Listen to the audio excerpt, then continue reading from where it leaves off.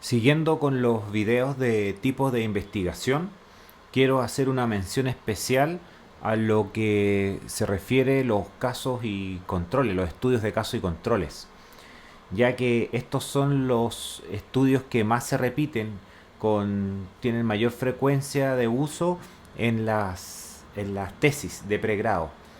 Ya, ¿por qué? Porque la verdad que son bastante fáciles, o sea, entre comillas, fáciles de realizar, también son baratos y pueden aportar bastante.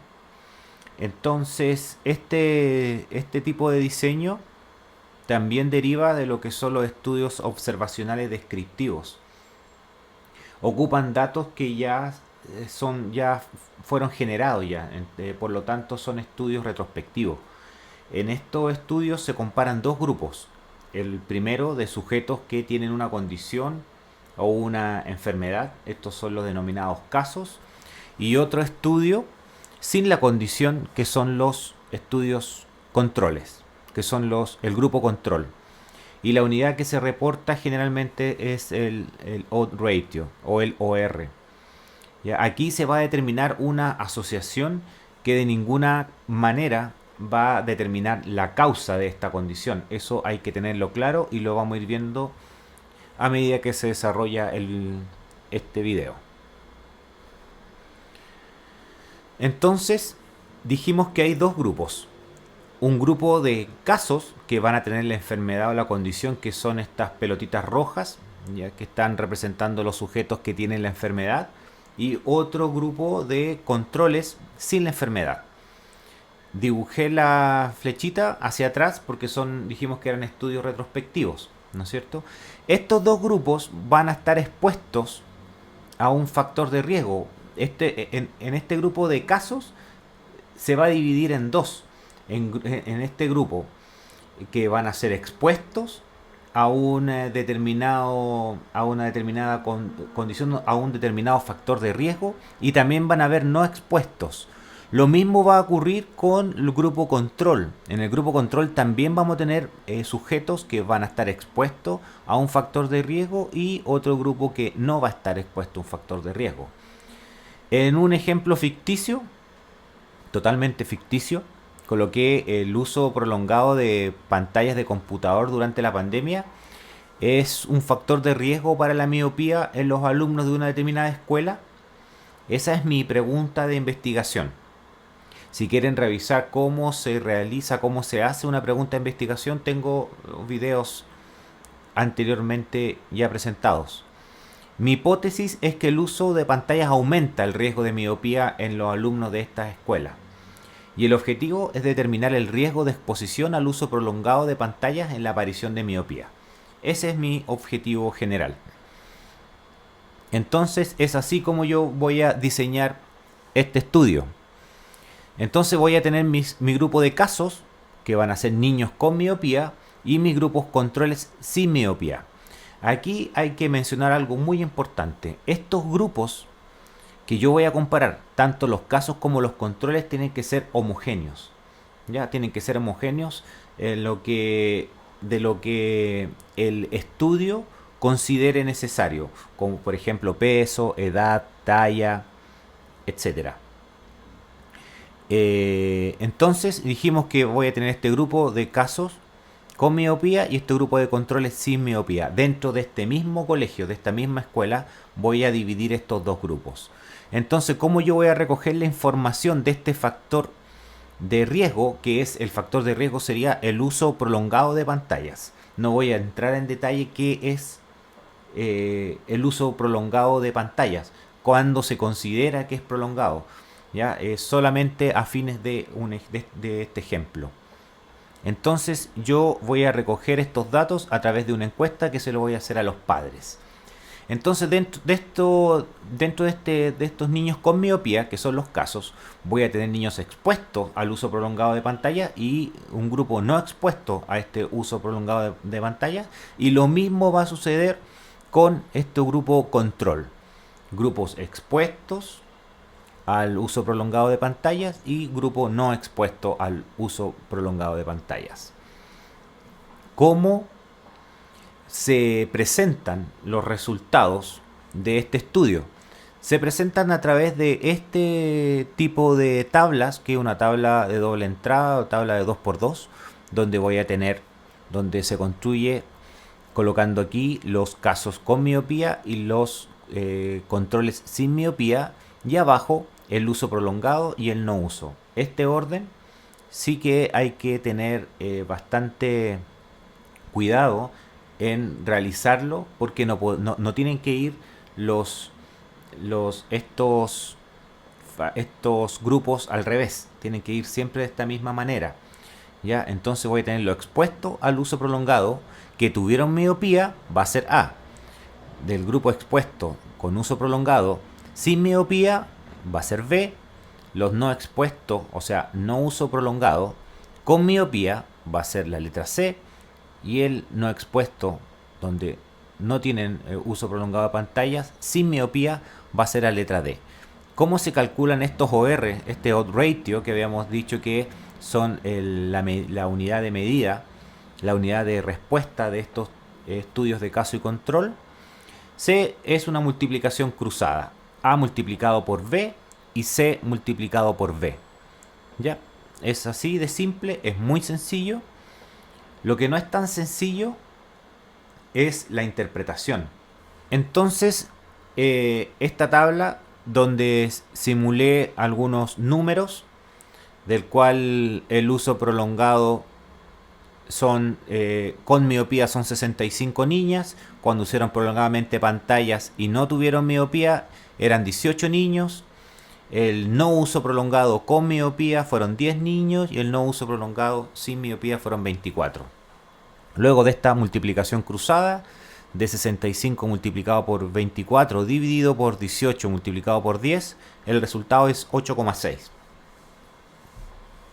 ¿Qué significa un OR de 8,6? Lo vamos a ver a continuación.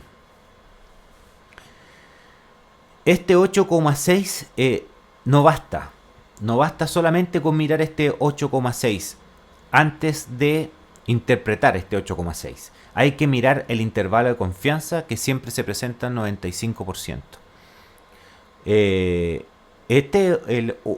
Hay que decir que el OR, cuando un OR sale mayor a 1, como en este caso 8,6, es un factor de riesgo. Cuando es 1, no hay asociación entre una variable y otra, entre una variable y un factor de riesgo, no hay asociación. Y cuando es menor que 1, es un factor protector.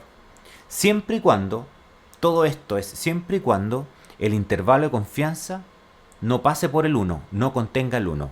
En este caso, tenemos el OR de 8,6 y el intervalo de confianza al 95% me dio entre un 0,8 y un 12,5.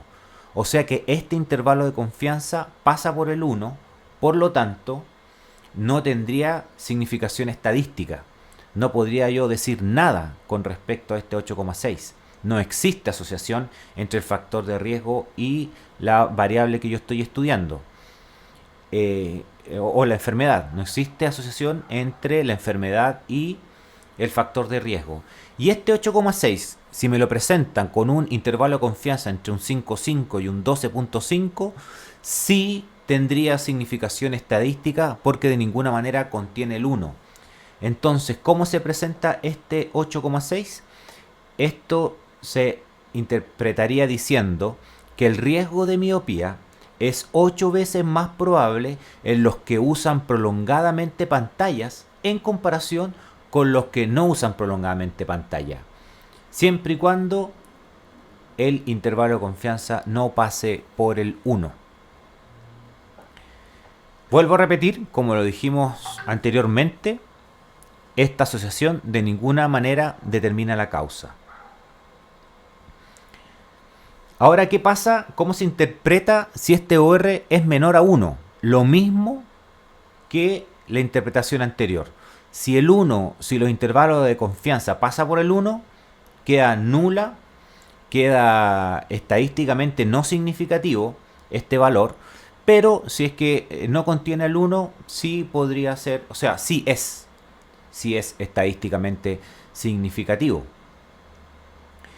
Y dijimos que menor a 1 es un factor protector. Entonces, si 1R me lo reportan que es de un 0,75 y el intervalo de confianza va de un 0,6 a un 0,9, esto sí es significativo. O sea, este segundo valor que está aquí sería el significativo. Por lo tanto, la interpretación es que el uso de pantallas disminuiría el riesgo de miopía en un 25%. ¿Ya? ¿Por qué 25%? Porque es lo que le falta para llegar al 1. Así se interpreta 1R cuando es menor a 1.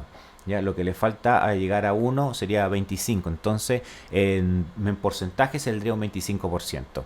Está esta carita triste porque de ninguna manera tiene sentido esta afirmación, ¿no es cierto? Pero es así como se interpreta el OR. También ustedes pueden encontrarse con, al lado del intervalo de confianza, con el p-value. Y el p-value tiene la misma sentido de interpretación que el intervalo de confianza. Cuando el p-value es mayor a 0,05, no tiene significación estadística.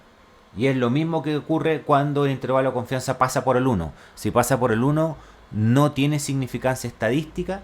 Por lo tanto, si el intervalo de confianza pasa por el 1, obviamente que va a haber un p-value mayor a 0,05. Y aquí coloqué en verde cuando el intervalo de confianza no pasa por el 1 y el p-value es menor a 0,05. Ustedes se pueden encontrar en artículos donde reporten o el intervalo de confianza o reporten el p-value o reporten los dos. ¿Ya? Pero viene siendo el mismo sentido de interpretación. Cuando es menor a 0,05, los resultados son estadísticamente significativos. Entonces acá el OR de 0,75 lo mismo. Aquí en verde, como no pasa por el 1, el p-value por lo tanto fue menor a 0,05. ¿Cuáles son los sesgos en los estudios de casos y controles? ¿Qué son los sesgos? Son los errores que uno puede encontrar en el estudio de casos y controles, que la verdad que son conocidos por presentar sesgos. Uno de ellos es el sesgo cuando se entrevista al paciente o a los padres, en el ejemplo que estamos colocando. Los padres, uno se tiene que preguntar, ¿se acordarán de todas las horas que sus hijos estuvieron expuestos? Y eso se llama sesgo de memoria.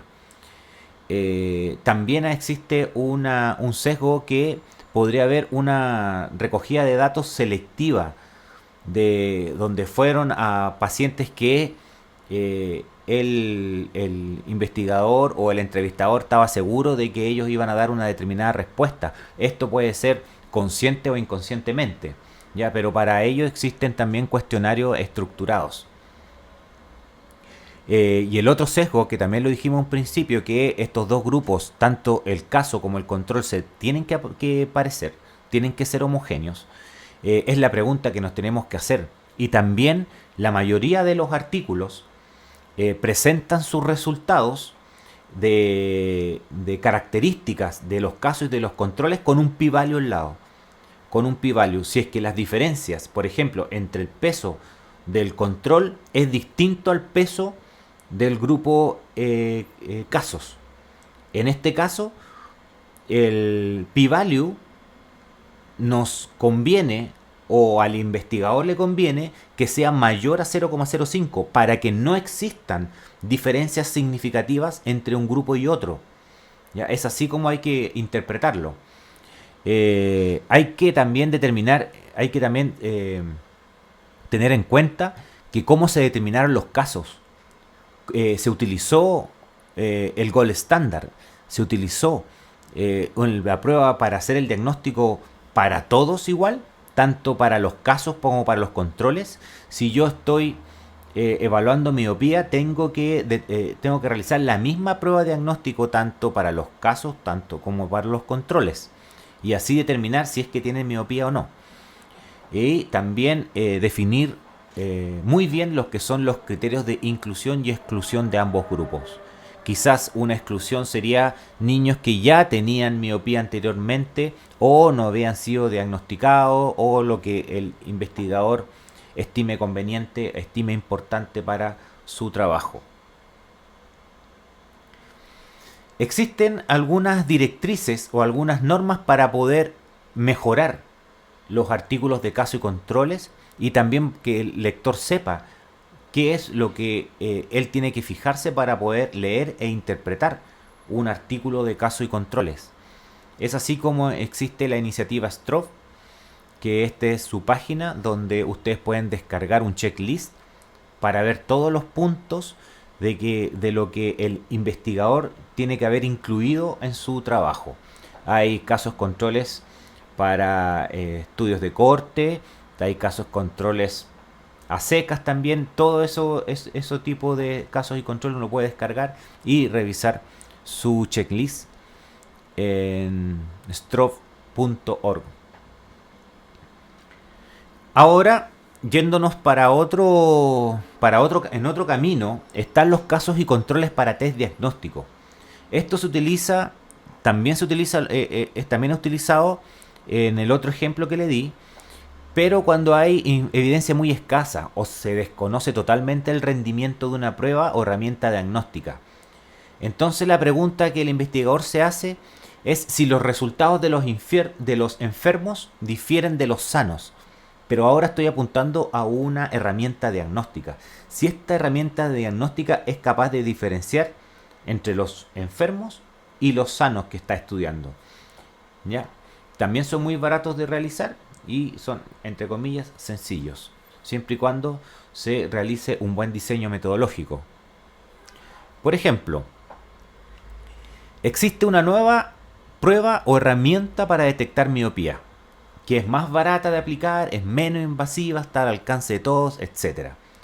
Entonces, este grupo de investigadores quiere saber si es que su herramienta va para alguna parte o no. Entonces, tiene que empezar por hacer lo más sencillo posible. Es detectar si es que existen diferencias entre los enfermos y los sanos. Esta herramienta es capaz de detectar miopía cuando de verdad los pacientes tienen miopía, o detectar sanos cuando de verdad los pacientes están sanos. Entonces eso, cuando uno dice de verdad, tiene que ser corroborado con una prueba estándar, la prueba convencional que se utiliza hasta ese momento. Esa prueba es la prueba de referencia o el gold standard. ¿Ya? Entonces, a un grupo de sujetos que sabemos que tiene la condición, a través de este gold standard sabemos que tiene esa condición, y los que no tienen esa condición, también diagnosticados con esta prueba gold standard, donde arrojó que de verdad eran sanos, tenemos que aplicarle esta herramienta nueva que nosotros estamos desarrollando. Esta es la fase 1 de las pruebas de diagnóstico. Entonces, vamos a tener lo siguiente.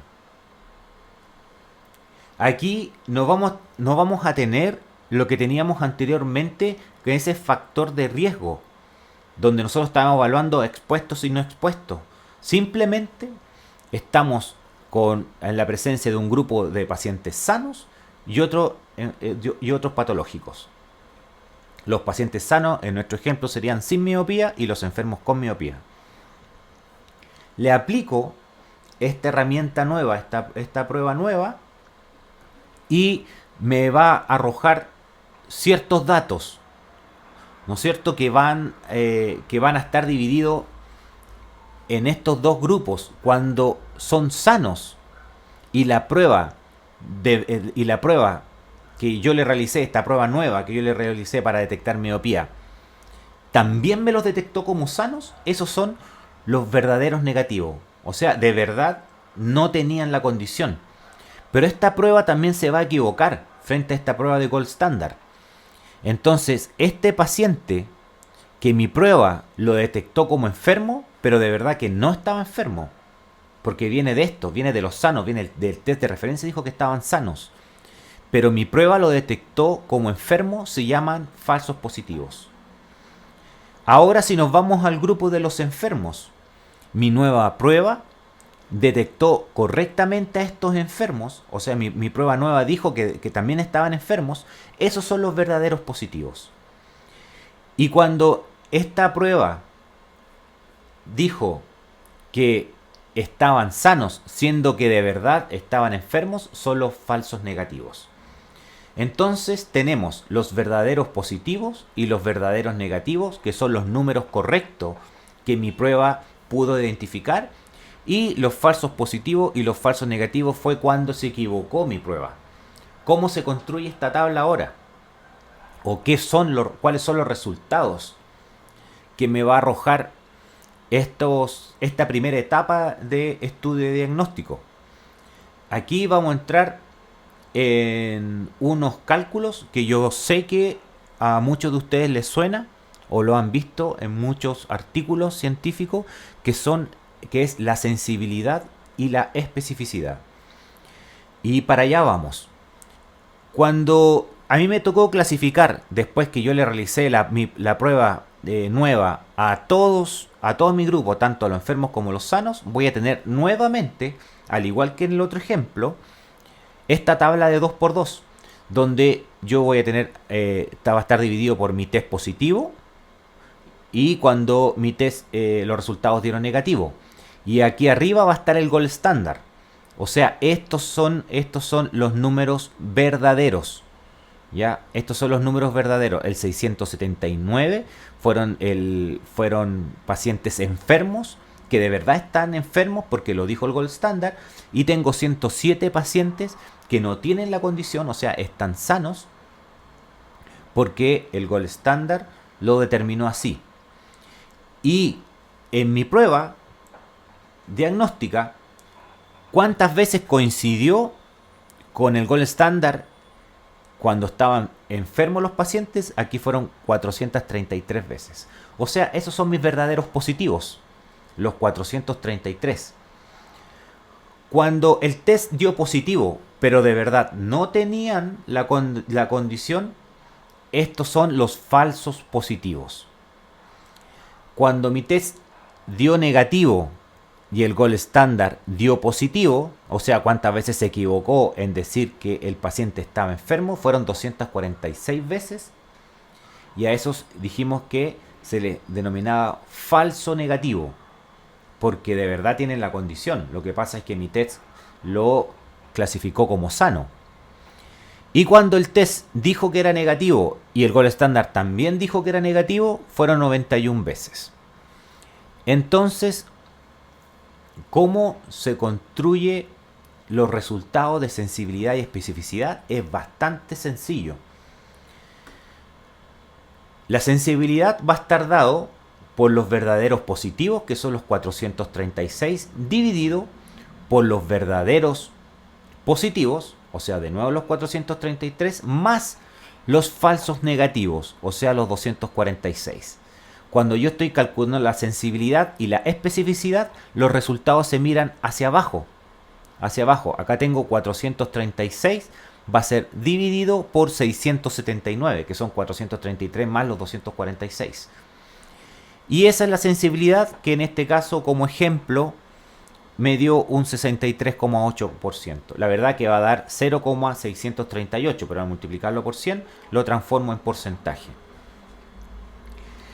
Y la especificidad, que es la capacidad de detectar sanos, va a ser de 91, porque esos fueron los verdaderos negativos, los que la prueba clasificó correctamente como sanos, fueron 91 dividido por 16 más 91, o sea, son los 107. 91 dividido por 107 me dio un 85%. Esa es la forma de poner a prueba en fase 1 esta herramienta diagnóstica que podría prometer, ¿no es cierto?, siempre y cuando se sigan una serie de otras etapas. Solamente yo estoy aquí nombrando el estudio de caso y control fase 1, lo más sencillo. Después, ¿a qué pasaríamos en una segunda prueba? A empezar ya a incluir pacientes que son que se tienen la duda de que si tienen o no tienen la condición. Entonces ahí hay que diseñar de otra manera estos estudios. Otros valores que se reportan son los valores predictivos. Los valores predictivos nos pueden confundir un poco con la sensibilidad, porque la verdad que es un juego de palabras, pero se calcula de distinta manera. Porque dijimos que la sensibilidad se calcula hacia abajo y la especificidad también se calcula hacia abajo. En los valores predictivos el cálculo viene hacia el lado. O sea, son los 433 dividido por los 449. Y se interpreta como la probabilidad que el paciente tenga la enfermedad dado que el test es positivo. O sea, si el paciente le llega a usted y le dice, ¿sabe qué, señor? Tengo, mi test es positivo. ¿Qué probabilidad tengo yo de tener la enfermedad? Bueno, usted tiene una probabilidad de un 96%. Ese es el valor predictivo. En otros videos vamos a hablar de algunas falencias que tienen los valores predictivos, pero nos vamos a quedar con estos definiciones, que es lo más importante. ¿Ya? Entonces, aquí me dio 96,4% y el valor predictivo negativo, que es la probabilidad que el paciente no tenga la enfermedad, dado que el test es negativo, es un 27%. Y se calcula también en esta otra fila hacia el lado, donde va a ser el resultado de los verdaderos negativos, o sea 91, dividido por los verdaderos negativos más los falsos negativos, o sea 337. 91 dividido en 337 me da 97%. Ahora el último